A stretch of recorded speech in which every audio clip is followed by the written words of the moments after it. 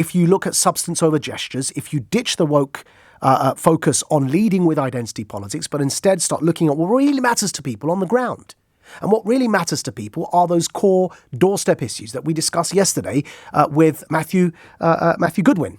And that is that national security, jobs, law and order, the redistribution of wealth, these are matters that really, they touch to the heart of people's concerns every day. Patriotism.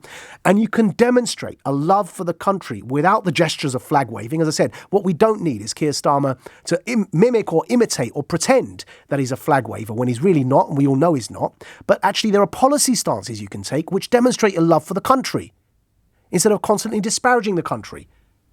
And as you heard from Matthew Sayed, if it wasn't for the nation state, we wouldn't have the welfare state.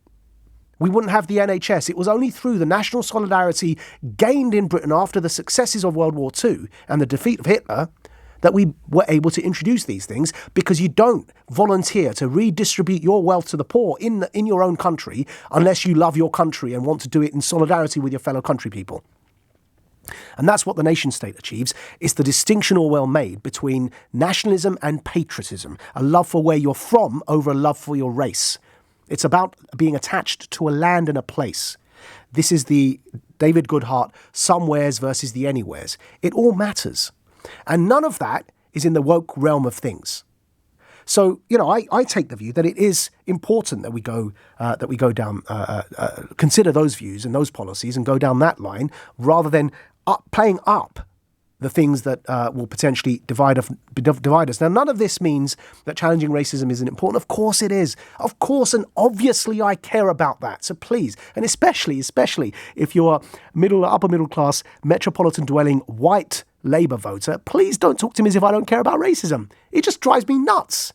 I've got scars on my body because of it, right? I've been physically harmed and attacked.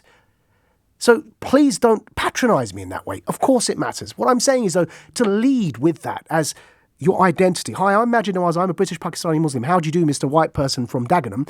Isn't going to get you very far, right? I'm all for, by the way, a holistic view of history and looking at history and the impacts of colonialism. But that's very different to tearing statues down and applauding people that do so without the requisite processes and procedures that are needed. Any private business, any town hall, any council has the right to rename its streets and parks through consultation and the approval of their people, as happens naturally, but not through tearing things down, which will only alienate people further. Again, with anti-racism protests, repeated constantly that I support anti-racism causes, but not through violence as we witnessed last summer in America.